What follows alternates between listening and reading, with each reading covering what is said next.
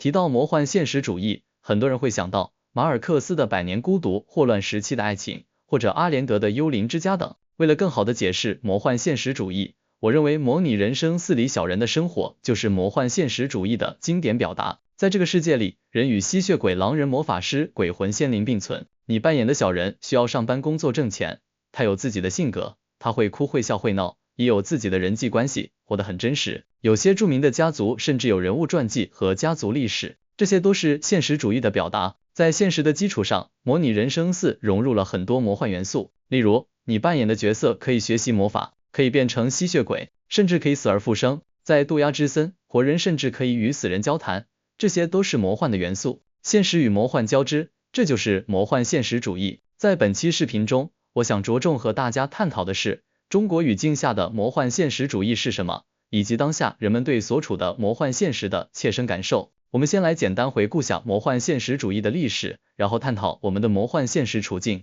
子不语怪力乱神，但在现实的元素基础上加入魔幻的因素，恰恰是魔幻现实主义的核心。魔幻现实主义是一种文学流派和艺术风格，其核心特征是将神奇、怪诞或超自然的元素自然地融入到严谨和写实的现实背景中。在这个世界里，魔幻不再是令人惊奇的臆想，而是日常生活的一部分。现实也不再是枯燥的物理世界，而是充满了神话与传说的张力。在文学流派上，魔幻现实主义是现实主义的一种延伸，旨在通过离奇怪诞夸张的语言，描述现实主义无法真实呈现的事物。现实主义的特征是写实和真实，但当面对极其魔幻和荒诞的现实时，这种写实风格往往无法表述真实，也无法描述个体的巨大痛苦和无力。魔幻现实主义并非简单的奇幻小说，在奇幻小说中，如哈利波特或指环王，魔法是特殊的，通常发生在一个架空的世界里，或者作为秘密存在于现实世界的背面。当魔法出现时，普通人会感到惊讶，但在魔幻现实主义中，超自然现象，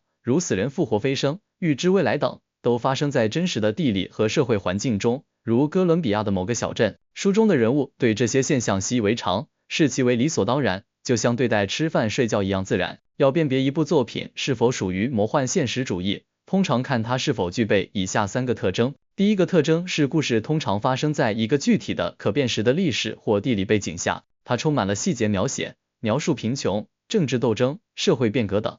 这种坚实的现实基础是魔幻赖以生存的土壤。第二个特征是添加了魔幻的元素。魔幻现实主义的小说中包含无法用自然科学解释的现象，例如时间的非线性、时间循环、时间停滞或跳跃等，还有生死界限的模糊，鬼魂可以与活人共同生活，甚至交谈，以及夸张的因果，比如小说中描写因为悲伤而流出的眼泪淹没了村庄，某人的血流过街道一直流到母亲的脚边等。第三个特征是零度情感叙事，这是最关键的叙述特征。作者在叙述最荒诞的事情时，保持一种不动声色、一本正经的语调，叙述者不解释为什么会发生这些事，也不表现出惊讶。这种冷漠迫使读者接受这个世界的逻辑。经典事件是马尔克斯在《百年孤独》中写俏姑娘雷梅苔丝抓着床单飞升上天时，重点描写的不是飞升这个奇迹，而是床单的质地和他嫂子因为床单被带走了的抱怨。这在现实主义文学看来很荒诞、很离奇，甚至有点无厘头。在1960到1970年代的拉美文学大爆炸时期，这一流派在拉丁美洲达到顶峰，成为世界文学的主流。这与拉美动荡的政治局势、殖民历史以及土著神话与西方理性主义的碰撞密不可分。因为魔幻现实主义不仅仅是一种写作技巧，它通常承载着深刻的社会隐喻。当时的拉美世界在独裁统治、屠杀和动荡中，普通民众所经历的现实往往比小说本身更荒诞。用常规的写实文学无法表达那种极度的痛苦和荒诞，只有通过魔幻的夸张才能触及真实的痛感。在这一点上，经历过或者感受过中国式魔幻现实的人对此或许有所感触。接下来，我们来探讨一下这种文学形式在中文语境下的表达与变体。1980年代，随着诺贝尔文学奖的颁发，魔幻现实主义被引入中国，对当时的寻根文学和先锋文学产生了爆炸性的影响。中国作家发现，中国广袤的乡村、悠久的鬼神传说和动荡的近代史，天然适合这种写法。在这些作家中，莫言是中国魔幻现实主义的集大成者。他的作品《红高粱家族》《丰乳肥臀》《生死疲劳》等，将魔幻现实主义与中国北方的民间传说、红色历史相结合。阿来的代表作《尘埃落定》描写了藏族土司制度的衰亡，带有浓厚的神秘色彩。阎连科的代表作《兽活》更是创造了一种神识主义，这比魔幻现实主义更荒诞，直指现实的残酷。我们来简单解读下阎连科的这部作品。兽活的故事发生在一个位于玉溪坝劳山脉深处的封闭村落，名叫兽活庄。这个村子里的所有村民都是残疾人，尽管身体残缺，村民们却拥有常人难以想象的特长，如盲人能听风辨位，瘸子跑得飞快。这点很像现在正在热播的国漫《牧神记》。兽活庄的残疾村民在这个与世隔绝的地方，过着自给自足、无欲无求的日子，以此逃避外面世界的政治动荡和混乱。但这种宁静很快被县长柳英雀打破。柳英雀是一个充满了政治狂热和空想主义的官员，为了提升政绩、发展旅游经济，让双怀县闻名世界，他想出了一个惊天动地的计划，从俄罗斯购买列宁的遗体，安放在双怀县，以此建立一座世界级的纪念堂。购买遗体需要巨额资金，柳英雀发现兽活庄的残疾村民身怀绝技，于是强行将他们组织起来，成立了一个绝术团。这个由残疾人组成的马戏团开始在全国巡演，他们展示着各种违背生理常识的绝技，观众猎奇心理得到满足，绝术团赚得盆满钵满。随着金钱滚滚而来，淳朴的兽活庄村民开始被物化、被剥削，他们被当作赚钱的工具，身体和尊严遭到践踏。购买列宁遗体的计划最终被证明是一场荒唐的闹剧，根本不可能实现。随着计划破产，柳英雀发疯了，兽活庄也在这一场浩劫中走向毁灭，村民们不是死了就是离开了。小说结尾，兽活庄彻底消失，仿佛从未存在过。这一切就像一场大梦，最终只剩下土地和自然，就像《红楼梦》的结尾，贾宝玉拜别众人，遁入空门，时值大雪，四下苍茫，于是收尾自道，好一似石径鸟头林，落了片白茫茫，大地真干净。阎连科认为，现实主义只写了存在的真实，而神识主义要写不存在的真实，即那些虽然没有发生，但比现实更接近本质的真实。兽活庄的设定是一个几乎全员残疾的村庄，他们生活在与世隔绝的深山，几十年来被行政体制遗忘。这种遗忘在现实行政管理中极难发生，但在文学隐喻上，它象征了中国农民在现代化进程中被边缘化、被遗忘的生存状态。在小说中，身体残疾的村民心地纯良，生活快乐；身体健全的县长柳英雀及其代表的外部世界，虽然四肢健全，但精神扭曲，道德沦丧。柳英雀象征着那种不受制约，甚至带有妄想症色彩的权利，为了所谓的宏大目标，可以毫无底线的牺牲底层人民的利益。小说将作为神圣符号的列宁遗体与世俗的欲望嫁接在一起，讽刺了信仰的缺失和物质主义的泛滥。兽活庄的残疾人是社会边缘群体的极致象征，他们的身体虽然是残缺的，但精神是完整的。在被现代文明强行介入后，他们的精神也破碎了。书中的关键人物毛之婆是兽活庄的灵魂人物，她是当年红军长征留下的女战士，她试图保护村庄，但最终也在时代的洪流和政治的裹挟下无能为力。她是历史的见证者，她经历了大炼钢铁、大饥荒等历史时期，在她的叙述和回忆中，这些历史事件充满了血腥、荒诞和非理性的色彩，例如炼钢时把锅砸了、树砍光了等。接下来我想和大家探讨一下，我们身处怎样的魔幻现实中。阎连科之所以提出神识主义，正是因为他以及许多中国当代作家，如余华、莫言等，敏锐地捕捉到了中国社会在过去几十年间所呈现出的那种超出作家想象力边界的现实状态。所谓的魔幻与荒诞，在中国语境下，并非西方文学中那种神鬼莫测的灵异，而是指在极短时间内发生的剧烈社会转型所撕裂出的巨大逻辑断层。在时空维度，我们身处时空的极度折叠中，前现代、现代与后现代生活并存。西方社会经历了几百年的工业化、城市化和信息化进程，而在中国，这三个阶段被压缩在短短30-40年内同时发生。这虽被视为大国崛起的象征，激发民族自豪感的宏大叙事，但其弊端不容小觑。互联网企业拥有最现代的算法和管理工具，但其内部文化往往充斥着前现代的加成文化、山头主义和对领导的人身依附。人们身体处于现代的工业化大生产中的996流水线、KPI 等，精神却已经进入了后现代的虚无与解构中，常感到生活无意义，缺乏活着的真实感。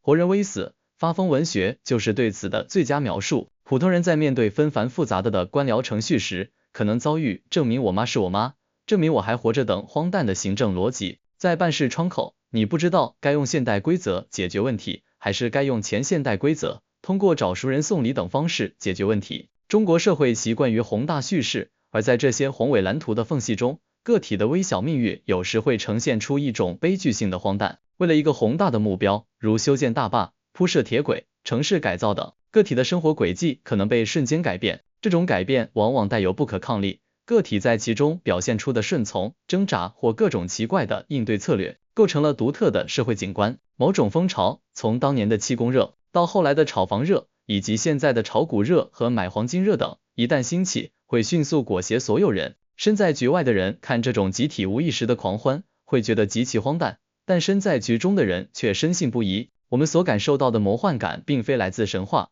而是来自社会现实。中国在短短几十年内压缩了西方几百年的历史进程，这造成了巨大的贫富差距、城乡割裂、权力寻租、道德失序等，制造了无数违背常识、违背道德的事件。现实中发生的新闻，如为了买房假离婚，为了政绩刷绿漆、充当绿化等，常常比小说更荒诞。这种荒诞不是因为有鬼神，而是因为人祸或制度性扭曲。余华在第7天里写死无葬身之地的人在另一个世界相聚，看似写鬼，实则写生不起、死不起的社会现实。阎连科的炸裂志写一个村庄在几年内变成超级大都市，市长通过权色交易和疯狂手段上位。炸裂志揭示了一个可怕的逻辑，道德的崩塌竟然是经济腾飞的燃料。为了让村子富起来，村长孔明亮鼓励村民各显神通，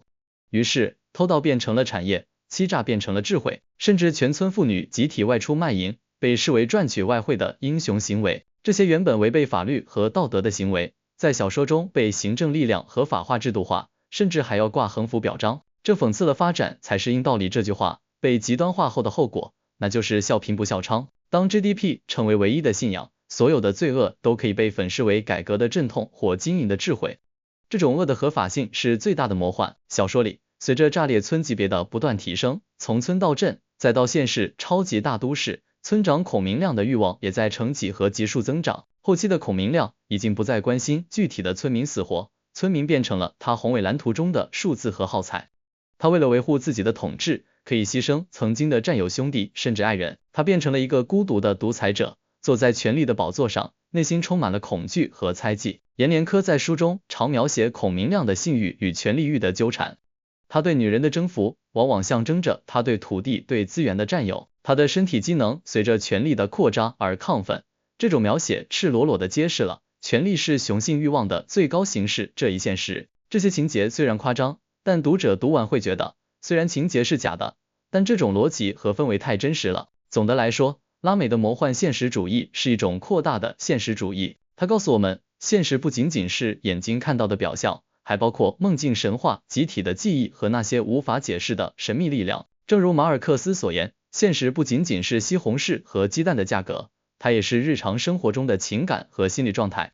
魔幻现实主义正是为了捕捉这种完整而深邃的现实。拉美的魔幻来自于印第安神话、非洲传说与西方殖民理性的碰撞，那里的魔幻往往是超自然的，死人复活、飞毯升空、长出猪尾巴。